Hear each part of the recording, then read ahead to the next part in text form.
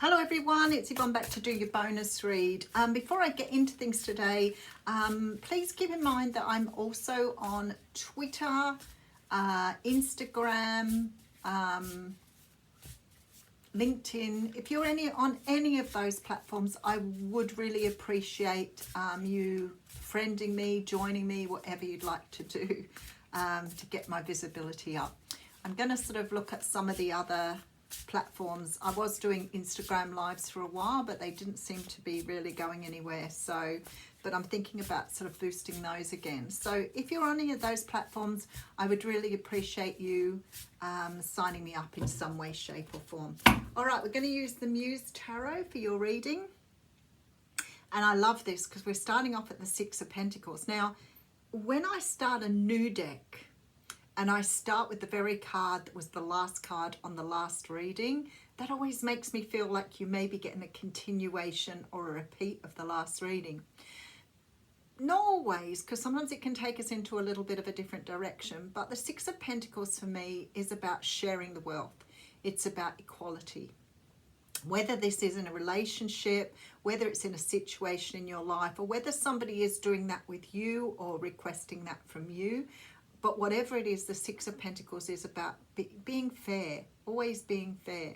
So in a relationship, it's like equal give and take. Now, I know people play with that a lot and they go, oh, things can't be equal. No, I don't mean that you've got to be penny for penny or favour for favour. When we talk equal give and take, it means that if I'm treating you in a certain way, or I'm being respectful and loving towards you, I should be able to expect that to come back to me. And that's what I see as equal give and take. I'm not really sure why people go off on the material side of things and try to measure things, because that's not how it works.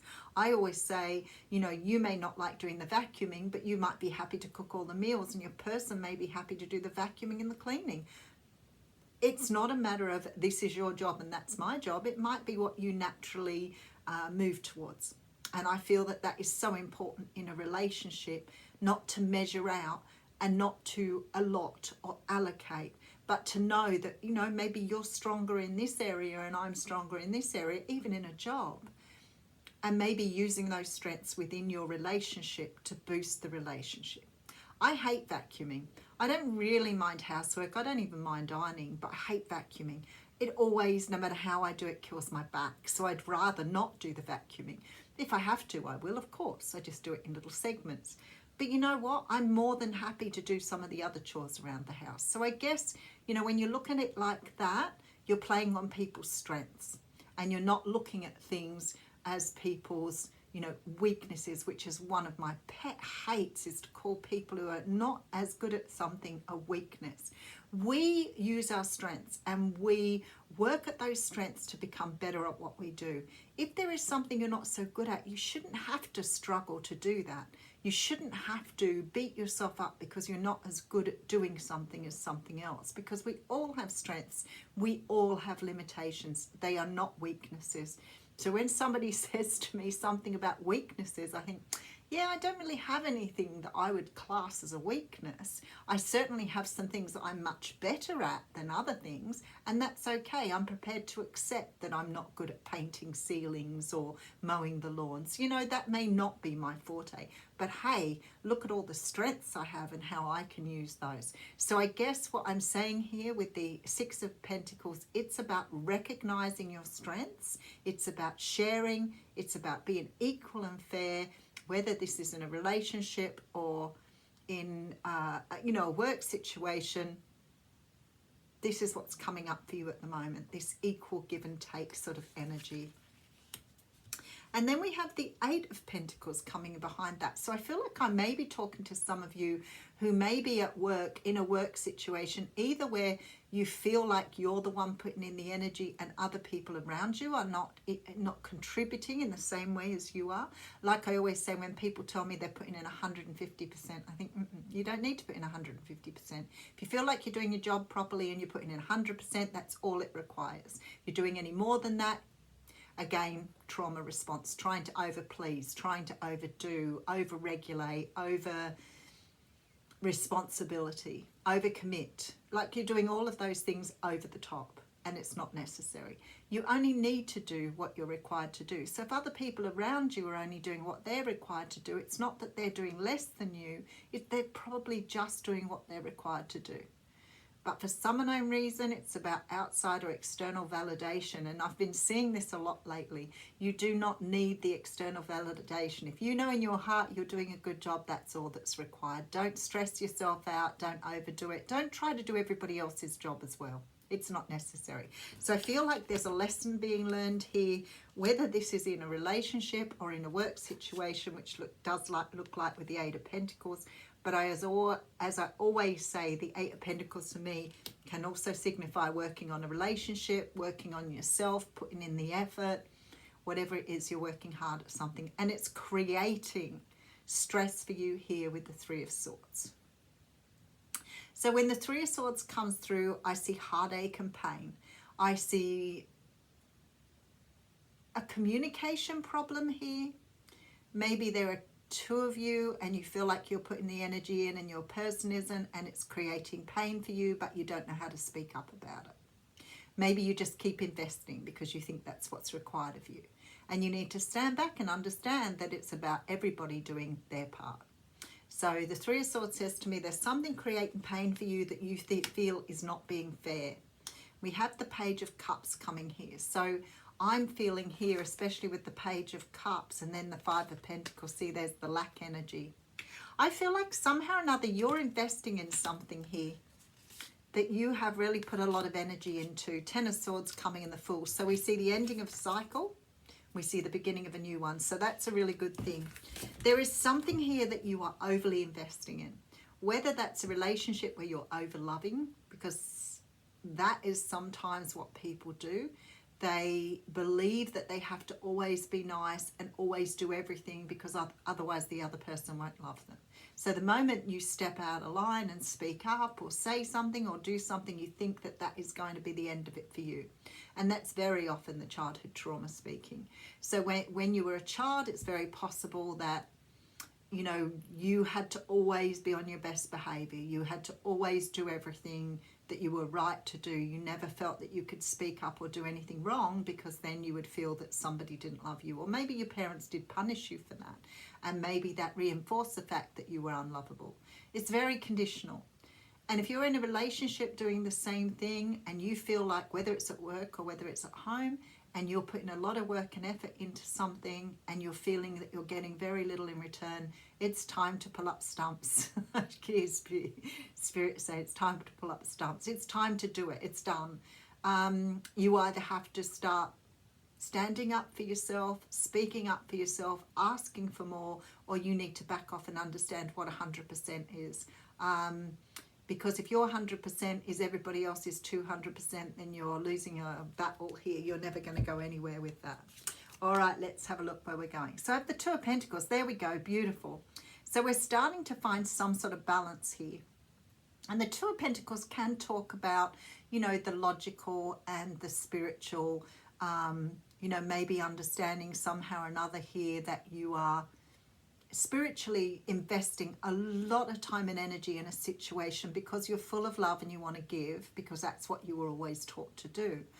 But the other side of you, the logical side, is sort of starting to sort of get a little bit antsy about this. And this is where we get that sort of energy of resentment, of anger. I'm doing all this work and nobody's appreciating me. I'm putting in all this energy and I don't feel appreciated.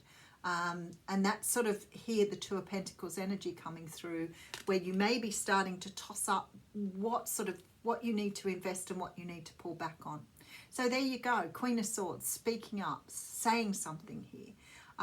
This is very much about speaking your mind, being really open, not being aggressive, but being assertive, being clear about what you want to say. So instead of reacting or acting out of passive aggressiveness because you've held on to it for so long, it's about coming forward and saying, you know what, this just isn't working for me.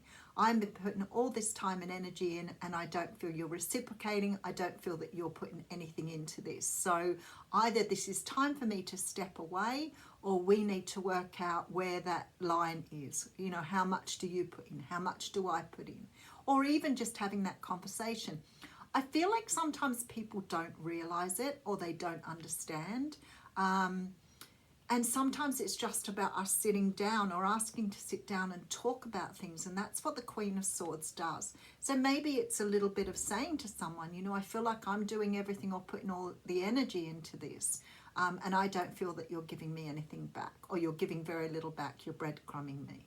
So the Queen of Swords definitely would be somebody who's speaking up. She's looking at that balance there, trying to make a decision. Queen of Pentacles coming through. Wow. With the King of Wands. So I feel like for many of you that I am talking about a relationship. Now it may not be a romantic relationship because I see sort of mother energy here and partner energy. But I certainly see the energy where you are starting to get resentful and trying to weigh up how the best way is to go about this. And this is beautiful, like the Queen of Wands, Queen of Swords energy. That's about staying grounded and being really clear about what you want to say. So it's really very important for you to stand in that place and speak from your heart. You know, I know a lot of people on here, especially if you have the empathic energy, understanding that if you're an empath, it's more than likely that you've had a pretty tough beginning to your life.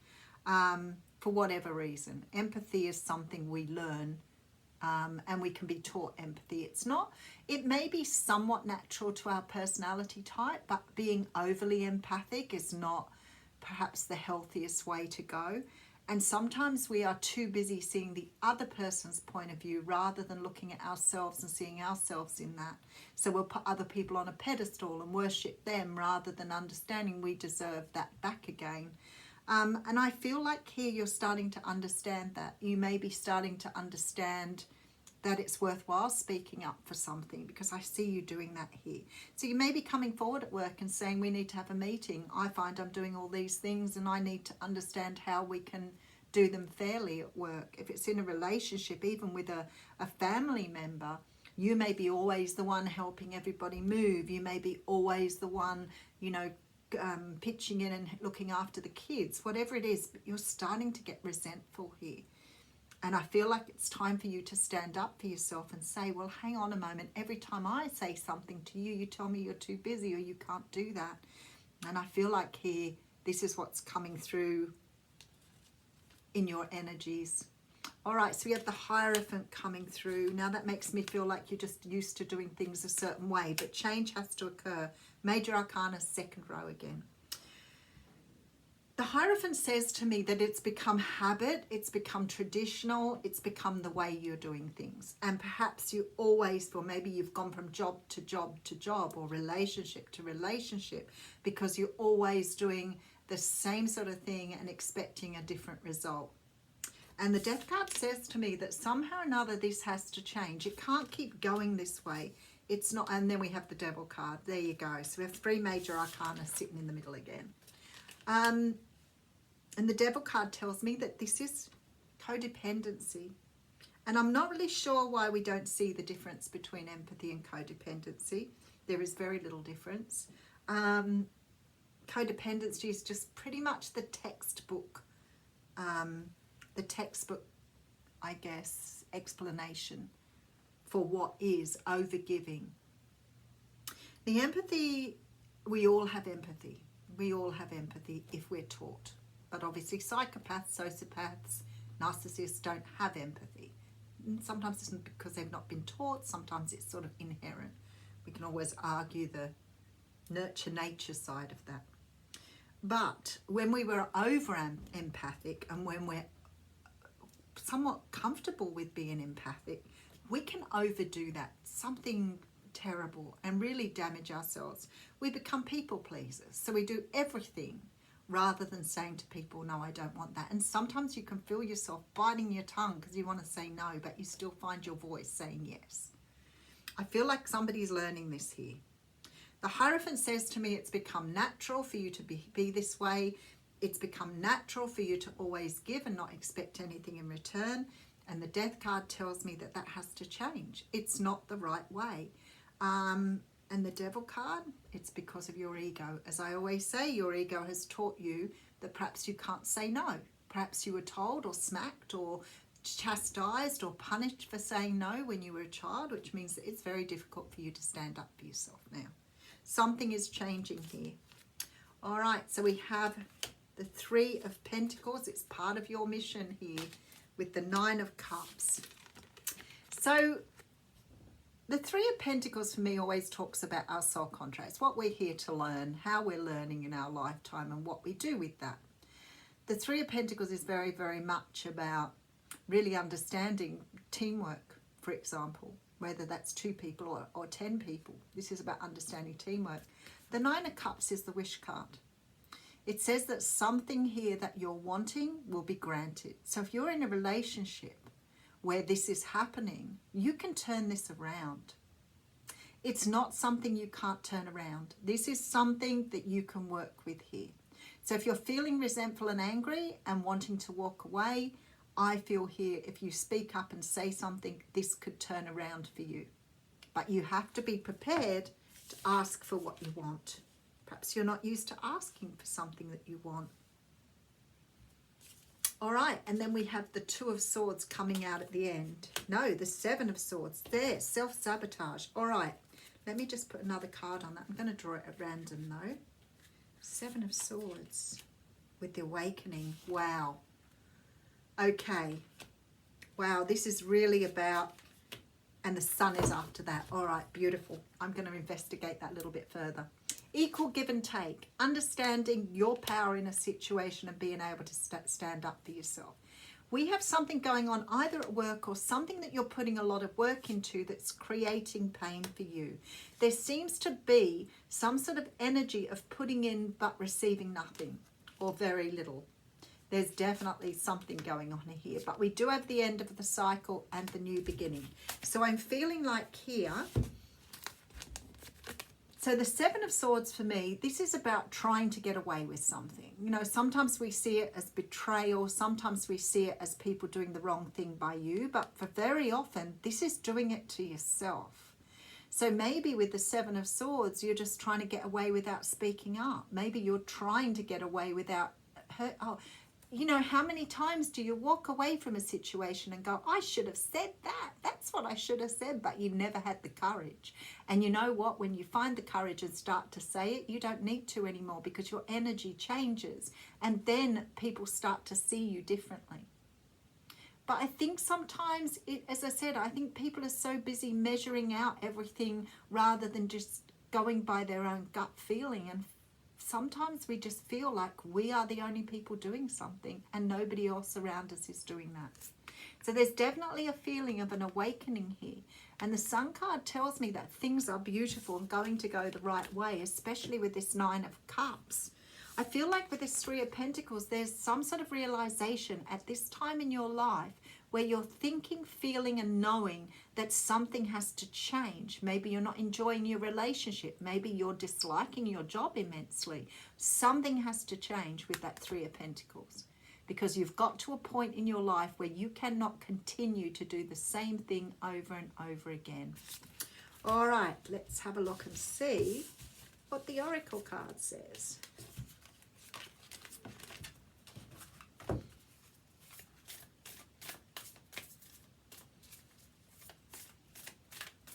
Oh, there it comes straight out. Star Brothers. You know, I've had this card quite a lot lately, so I'm feeling like there's a little bit more to this than what I see. It's about Horus energy, protection, loyalty, safety, and trust. So I'd say, without a doubt, it's about trusting yourself. And we've gone almost to the page. That's crazy. All right. I've got the sisters here instead of the brothers. You're more protected than you can imagine. It's safe to open the back of your heart. You're being called to be open to receiving a new level of support now from those in your life and from the benevolent beings you're connected with. So this is something to do with, as I said, it's sort of where you are on your pathway, where you're starting to realize that you have a voice and you can speak up. I don't know why we're scared of conflict. It's something that happens to us in our childhood where we maybe every time we try to stick up for ourselves, we get sort of slammed down. And in the end, you become scared of what somebody's going to say or do. But you know, if you stand there for a moment and think, what is the possibility of this person backing up against me? If you're ready to speak up, very often people back down. It's only when you're not prepared to stand up for yourself that people feel strong enough to come up against you. I feel like here you're being told that you have the support you have with you now to do what you need to do. This is about standing up for yourself. I feel like the conflict thing is, you know, what exactly is going to happen? It's the unknown. So you don't want to get shouted at. You don't want to get yelled at. But what is the problem there? If somebody wants to yell or scream at you or whatever else, then you just ignore them. Just ignore them, or you try to work with that or walk away. But I can tell you, if you're ready to speak up for yourself, people don't come back at you because you're showing a different energy. And I feel like that's what you're getting help with. All right, I will leave you with that. Thank you.